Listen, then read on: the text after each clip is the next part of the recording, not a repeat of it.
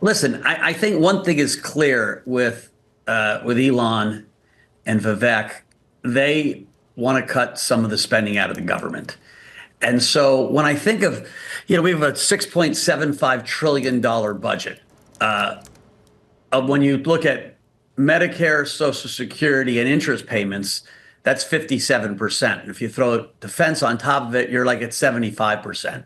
And so you only have 25% to work with, unless you're going to attack those sacred spaces, right? Medicare, Social Security have always been third rails. The easiest thing is to pressure the Fed to cut rates, right? Every 25 basis points of rate cuts saves $25 billion from your budget. Now think about how many $100,000 employees you need to cut out of the government to save $25 billion. Like, quickly do a calculator and do the math, right? And so the biggest fix for the government would be to get short rates down, so our funding costs. And I think the story they're going to tell is we're going to need monetary policy because we're going to be really good on fiscal. We're going to cut. Now, if that's the case, it's great for the stock market. It's great for America. The proof will be in the pudding. Can they cut, right? But Mike, we know Trump wants to cut taxes to spur growth, but can he cut spending? And he never has in his career. well, to that end, too, would you be a buyer of long bonds at this juncture, or would you actually go short with that kind of doubt? I think you've got to sell the long end. Every rally you want to sell. Listen, because if the things are working, the Fed's going to cut rates, right? Again, this idea of how do you cut interest rate costs down, and the yield curve steepens. And so I just don't think there's a whole lot of value in a world. And listen, Bitcoin is telling you that. Gold, silver tells you that. Like, the world is still worried. The only way you get out of $36 trillion of debt is to inflate it away. And you want to gracefully inflate it away. You can't have hyperinflation or you have chaos, right? You want to run 4% inflation. That's hard to do, but that's the goal. Right. So, Mike, it sounds like you're a bond bear, but you're a Bitcoin bull. And I want to get back to crypto here. And I want to talk about the possibility of a Bitcoin strategic reserve. You think about this rally that we're seeing in Bitcoin, which is one of the purest supply and demand markets. And one of the reasons I keep hearing is that there's a lot of optimism that we could see the United States government buy up to $1 million worth of Bitcoin. Now that you do have all these crypto advocates in Congress, are you confident that we could see something like that? I still think it's a low probability, right? You know how Congress works. The House gets excited or the executive gets excited and the Senate says, calm down, right? That's the role of the Senate. And while the Republicans control the Senate, they don't have 60 seats. They don't have close to 60. And so, listen, I think it would be very smart for the United States to take the Bitcoin they have and maybe add some to it and say, we want to show the world that we're going to be a technology first country, a crypto digital asset first country. I don't necessarily think the dollar needs anything to back it up. We have the strongest military in the world. We have the dominant economy in the world, and the reserve currency we've earned. And to need to back up the reserve currency is counterintuitive. And so, again, listen, if we get the Bitcoin reserve, and as a guy that owns a lot of Bitcoin, I will not cry. And if you see me crying, there'll be crocodile tears. I think Bitcoin heads to 500,000.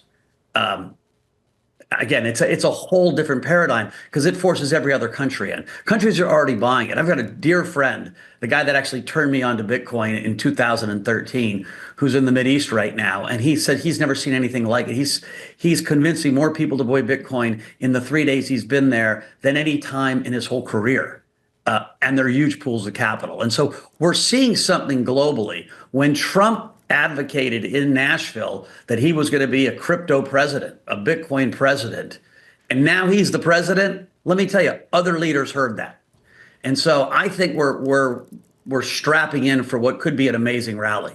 Imagine a future where Bitcoin isn't just the darling of tech-savvy millennials, but a strategic financial instrument in the halls of power worldwide. This isn't mere fantasy. A stirring dialogue has emerged, one that hints at Bitcoin gracing government balance sheets and a surge of public listings reshaping the cryptocurrency landscape. Key figures such as Galaxy Digital's CEO, Mike Novogratz, and Pantera Capital's Dan Morehead paint this picture of growth. Welcome back to Investocracy Crypto.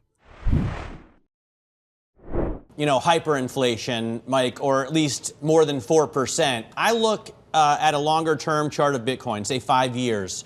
And in that run up, post or during COVID, I always see an inflation indicator here. I know that there was a lot of helicopter money that helped out as well as people being home with nothing to do. But to me, it was an indication that at least this community saw massive inflation coming, and that was borne out. Do you not see the most recent run-up as the same sort of signal? Yeah, listen, so when the government's printing as much money as the Bitcoin narrative, the only narrative really for Bitcoin is it's a hard asset in a world where you're going to debase fiat currencies. Like, that's the story. Forget any other story. Like, when Bitcoin, they say, oh, we're going to be level 2s and we're going to do NFTs on it. I always think that just confuses the story. My eyes glaze over. Yeah. The story is digital gold. It is a hard asset that's believed to be a hard asset by the people that participate in its community. And it's really hard in a world of populism, not just in the United States, all over the world, for governments to not want to spend more. And every single government is spending more than they take in. But Mike, isn't that run up to 500,000? I mean, if it happens in the short term, without a strategic Bitcoin reserve, it's going to mean 6, 7, 8, 9% inflation. Let me be really clear. I don't want it to happen in the short term unless there's a Bitcoin strategic reserve, because that's a different story. Then it's just a scramble. It's a crazy scramble to get the hot commodity. If it would happen naturally, it means we're starting to have hyperinflation, and then we start to lose civil society. Like, in every country that you look at that experiences hyperinflation, the results are really crappy. The cryptocurrency world, ever the enigma, is nothing short of a roller coaster, and Bitcoin is right at its heart, stirring both chatter and anticipation. In recent weeks, Bitcoin's price has danced like a seasoned Wall Street broker, peaking at $109,000 before gracefully descending to $97,650. Amidst this orchestrated chaos, the finance community finds itself in a thoughtful lull. Wintermute OTC's Jake O depicted this market moment well, observing a noticeable ebb in the frenzy. That's kind of a stunning level to think about, but we're probably going to hit $100,000 this year if we keep on going at this rate. Yeah, so listen, the total market cap of gold, I think, is like 16 trillion, right? And so that's 800,000 Bitcoin. So when does Bitcoin become gold? Like, there's a new generation that cares more about Bitcoin than they care about gold. I'm turning 60 next week, and so I still own a bunch of gold. I'm an old guy, but let me tell you, no 40-year-olds on gold, no 30-year-olds on gold. And so as we see this generational shift, like, Bitcoin should match gold within 5 or 10 years. And that gets you to 800,000. That's with current gold prices. I think gold's going higher.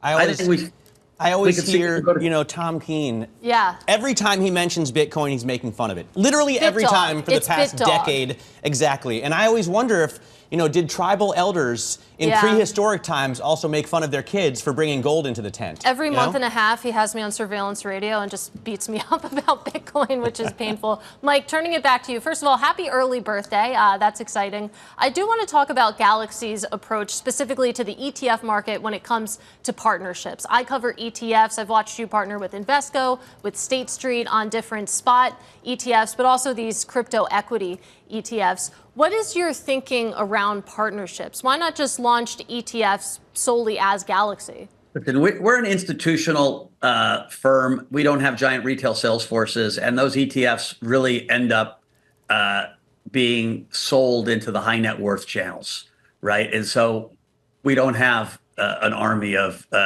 registered investment advisors. And so we partner to rent those armies, quite frankly. We think we've got knowledge and IP of this space and real understanding of it, and our partners, partner with us because of that.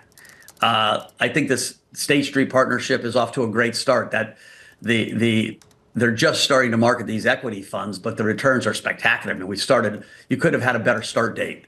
And so usually when, an ETF has great returns, it draws in capital. So we'll see. Industry frontrunners like Mike Novogratz and Dan Morehead are defining a new narrative, blending optimism with prudence. Speaking at the Ondo Summit, Novogratz boldly predicted a renaissance for crypto firms with numerous public listings on towering exchanges like the New York Stock Exchange and NASDAQ by mid-year. His claim is bolstered with anecdotes from elite gatherings attended by luminaries such as Peter Thiel and Mark Zuckerberg. But before going any further, if you made it this far into the video, thank you. These videos take a lot of effort and time to make, so if you enjoyed them, please hit the like button and subscribe to the channel. This goes a long way in helping us grow. That said, back to the video. I want to talk about the macro before we let you go a little bit more, because we were talking about Bitcoin and the run-up. We talked about gold a little bit. The dollar in particular has had just a stunning run up. It's still up even more today. People are thinking that the dollar will really become much stronger under a significant tariff policy under Trump. But if you believe that the dollar